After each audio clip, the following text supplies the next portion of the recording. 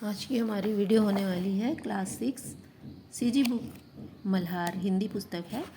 इसका पार्ट 13 पेड़ की बात। तो पेड़ क्या कहता है और पेड़ों के बारे में जिन्होंने अध्ययन किया ये महान साइंटिस्ट हैं हमारे ही भारत के जगदीश चंद्र बसु। तो सबसे पहले इनका जीवन परिचय। इनका जन्म हुआ था 1858 में कलकत्ता में और इनकी मृत्यु हुई है 1937 में।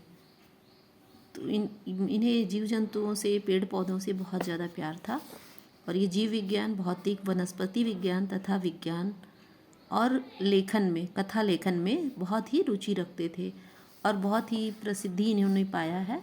पेड़ पौधों पर रिसर्च किया है। तो इन्होंने कहा है कि पेड़ पौधों का भी एक जीवन चक्र होता है, प्रजनन प्रणाली होती है और अपने परिवेश के प्रति ये जागरूक होते हैं। अब हम पाठ शुरू करते हैं। इस पाठ में ये बताया गया है कि जिस तरह मनुष्य अपना जीवन चक्र पूरा करता है तो पेड़ पौधे भी उसी तरह अपना जीवन चक्र पूरा करते हैं। तो अब हम पेड़ों की बात तो शुरू करते हैं कि बहुत दिनों तक मिट्टी के नीचे बीज पड़े रहे। फिर आया बसंत का महीना, बसंत के बाद सर्दियाँ ख़त्म हुई तो गर्मी और गर्मी के बाद आई बारिश। 1-2 दिन ही बारिश हुई थी तो क्या होता है, पेड़ के जो पौधे होते हैं है ना, उगना शुरू हो जाता है। मतलब बीज क्या होता है, बीज फूल जाता है। फूलने के बाद फिर उसके जो छिलके होते बीज के तो वो सरकने लगते हैं। उसके बाद उनमें से नन्हे नन्हे पत्ते जो पौधों का रूप लेकर धरती से बाहर आने लगते हैं। तो इसी तरह का ये इन्होंने कहा है कि आहिस्ता आहिस्ता बीज का ढक्कन दरक गया, 2 सुकोमल पत्तियों के बीच अंकुर बाहर निकला। अब प्रकृति का नियम देखिए कि पेड़ है ना, ऊपर की ओर पत्तियाँ, डंगालियाँ जो भी होती हैं और इसी जड़ है ना, इसकी जो जड़ होती है इसी मिट्टी से नीचे बहुत ही मजबूती से वो मिट्टी को पकड़ के रखती है और पूरे पेड़ को संभाले रहती हैं। अब आगे इन्होंने कहा है कि वृक्ष का अंकुर निकलने पर जो अंश माटी के भीतर प्रवेश करता है उसका नाम होता है जड़। तो बच्चों को काफ़ी अच्छी तरह से यहाँ पे इन्होंने समझाया है कि मिट्टी के नीचे वाला भाग है ये जो जड़ होता है और ऊपर मिट्टी की जो होता है ये तना, शाखा, डालियाँ, पत्ते, फूल, फल सभी इसमें लगने लगते हैं। और प्रकृति का ये नियम है कि ये जो जड़ें होती हैं नीचे की ओर ही, धरती के नीचे ही गतिमान होती हैं, अपनी मजबूती बनाए रखने के लिए बढ़ती हैं। और जो पत्ते होते हैं और ऊपरी सिरा होता है वो प्रकाश की ओर मूव करने लगता है। तो इन्होंने कहा कि एक गमले में पौधा लगाए और पौधे को क्या किए, नीचे की तरफ कर दिए, मतलब उल्टा औंधा मुँह लटका दिए। तो कुछ दिन बाद देख रहे हैं तो वो क्या हुआ, टेढ़ा होकर प्रकाश की ओर मुड़ने लगा। अब बच्चों के लिए कुछ बातें कही है इन्होंने कि सर्दियों में मूली काट कर अक्सर क्या करते हैं, ज़मीन में लगा देते हैं, जो ऊपर का भाग जहाँ से पत्ता शुरू होता है। तो उसमें भी देखते हैं कि पहले पत्ते व फूल नीचे की ओर होते हैं, मतलब ज़मीन से लगे हुए, फिर धीरे धीरे वो ऊपर प्रकाश की ओर मूव करने लगते हैं। तो जैसे कहा गया है कि हमारे दांत कठोर होते हैं, हम कठोर चीज़ों को खा लेते हैं, लेकिन नन्हे जो बच्चे होते हैं उनके दांत तो नहीं होते हैं, सिर्फ दूध पीते हैं। इसी तरह पेड़ पौधों के भी दांत नहीं होते हैं, केवल ये द्रव्य तरल पदार्थ को ही भोजन के रूप में ग्रहण करते हैं। तो कहाँ से ग्रहण करते हैं, इनकी जड़ों में मिट्टी रसपान करती है और जिस तरह पानी में शक्कर घुल जाती है इसी तरह जो द्रव्य पदार्थ होते हैं पानी के जरिए घुल जाते हैं और जड़ों से प्रवेश करते हैं। और बहुत सारी जो होती हैं सूक्ष्म क्या होती हैं, उसमें जड़ों में पाइप जैसा होता है ना, नल लगे होते हैं। इसी तरह जिसे साइंस की भाषा में कहा जाता है जाइलम और फ्लोएम।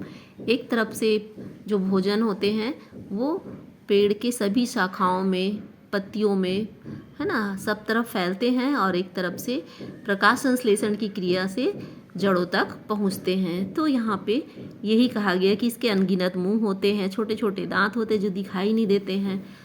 पत्तियों में जो स्टोमेटा जिसे कहा जाता है ना, इसके रोम छिद्र होते हैं नीचे, इसे ही इन्होंने कहा है कि प्राणवायु ये यहीं से लेते हैं। अब प्रकृति का नियम है ना, आगे इन्होंने अपने पाठ में बताया है कि मनुष्य सांस लेता है तो ऑक्सीजन को हम लेते हैं, जिसे कहा गया है कि शुद्ध वायु, और जो हम बाहर निकालते हैं वो होता है कार्बन डाइऑक्साइड, जहरीली होती है। अगर मान लो पेड़ पौधे नहीं होते तो ये जहरीली जो कार्बन डाइऑक्साइड है इतनी ज़्यादा यहाँ फैल जाती धरती पे कि लोग जीव जंतु सारे सड़ गल जाते, मर जाते। लेकिन पेड़ पौधे इतने अच्छे होते हैं कि इसी कार्बन डाइऑक्साइड को ये क्या करते हैं, एब्जॉर्ब करते हैं और ऑक्सीजन को रिलीफ करते हैं। तो इन्होंने अपने जो अध्ययन में कहा है ना, और इसी को इन्होंने समझाया है। तो वो कहा है कि प्रकाश ही जीवन का मूल मंत्र है। जिस तरह हम मान लो कोई चीज़ जलाते हैं तो उससे हमें क्या मिलती है, गर्मी मिलती है। तो सूर्य से यही गर्मी और प्रकाश हमें मिलती है। प्रकाश अगर नहीं होगा तो पेड़ पौधे गति नहीं करेंगे। अपने पाठ में जो प्रकाश संश्लेषण की क्रिया होती है, फोटोसिंथेसिस जिसे कहा जाता है, इसे इन्होंने समझाया है कि सूर्य के प्रकाश में भोजन क्या करते हैं, अपने खाद्य पदार्थ को तैयार करते हैं। और ये कहाँ से होता है, पत्तियों से एब्जॉर्ब होता है ना। कुछ भोज्य पदार्थ जड़ों से मिलता है और कुछ इनको पत्तियों से मिलता है। तो सूर्य से ही खाना तैयार होता है और इसी पेड़ पौधे को जीव जंतु भी खाते हैं। अनाज और जो फल साग सब्जियां होती है मनुष्य खाता है। तो अगर प्रकाश नहीं होता तो ये सब संभव नहीं होता और हमारा जीवन समाप्त हो जाता। ना तो पेड़ पौधे होते, ना तो मनुष्य होता, ना तो फिर कोई और भी जीव जंतु होता। अब आगे इन्होंने अपने अध्ययन में कहा है कि कई पेड़ होते हैं जो 1 साल में ही मर जाते हैं और कई होते हैं बहुत लॉन्ग लाइफ होते हैं, बहुत सालों तक जीवित रहते हैं। लेकिन मरने के पहले इन्हें भी चिंता होती है कि हमारी संतान हो, हमारी नस्ल हो। जैसे मनुष्य बोलता है ना, अरे एक बच्चा काश हमारे घर में होता, हमारी आगे की पीढ़ी चलती। तो इसी तरह इन्होंने अपने पाठ में यहाँ पे रोचक बनाने के लिए ये सब बातें लिखी है ना। काफ़ी इंटरेस्टिंग सी बात बच्चों को समझाई है यहाँ पे कि इनकी संतान कौन होती है, बीज होती है। हर पेड़ में फूल फल होते हैं, फिर उनमें बीज होता है और यही बीज जब धरती पे गिरता है फिर से वो नया पौधा तैयार करता है, उस पौधे की फिर से नस्ल तैयार हो जाती है। तो इसे कहा है कि ये इनकी संतान होती हैं। अब उसे संभालने के लिए फूल की पंखुड़ियों से घिरा हुआ ये होता है ना। बीज सुरक्षा चक्र के बीच में पनपता है। अब क्या होता है कि धीरे धीरे फूल झड़ जाता है और पेड़ शिथिल हो जाते हैं, तो कई पौधे 1 साल में ही समाप्त हो जाते। जैसे आप लोग देखे होंगे कि सीजन के हिसाब से चना बूट मार्केट में आता है, हर साल उसकी खेती की जाती है, हर साल लगाया जाता है ना।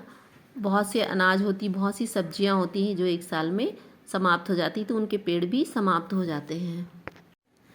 अब आम का पौधा हो गया, अंगूर का हो गया, सेब का पौधा हुआ, और भी इसी तरह बहुत सारे पेड़ पौधे होते हैं जो बहुत समय तक जीवित रहते हैं। तो और एक इसमें बात कही है कि फूल, हर पेड़ पौधे में प्रकृति ने कितने रंग बनाए हैं कि हर फूल के रंग अलग होते हैं, हर की खुशबू अलग होती है। जैसे हर इंसान का चेहरा अलग होता है, तो एक दूसरे को पहचानने के लिए मानो फूल एक दूसरे से बातें करेंगे तो पहचानेंगे कैसे, इनकी खुशबू भी अलग होती है। और फूल खिलता है तो ऐसा लगता है फूल मुस्कुरा रहा है और एक दूसरे से बातें कर रहा है।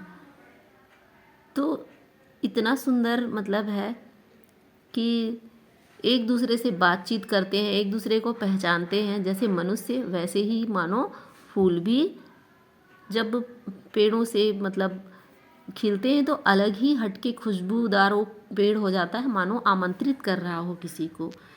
अब यहाँ पे स्पर्श मणि की बात की गई है कि लोहे को जो छूता है वो सोना बन जाता है। तो यहाँ पे कहा गया है कि माँ की ममता भी वही होती है जो संतान पे न्यौछावर करती है। वैसे ही पेड़ है ना अपने फूल को सुरक्षित रखता है, और मानो पेड़ एक माँ हो और फूल और फल उसकी संतान हो। यहाँ पे चित्र में ये फूल के ऊपर है मधुमक्खी। तो जब फूल खिलते हैं तो बहुत से भौरे और मधुमक्खियाँ तितलियाँ मंडराती हैं मानो कि बातचीत करने के लिए यहाँ पे आतुर हों, फूल अपनी ओर आकर्षित करते हैं और बुला रहे हैं, यहाँ पे समझाया गया है। तो ये पाठ हमारे यहीं पे समाप्त होता है। ये पाठ कैसा लगा कमेंट करके ज़रूर बताइए।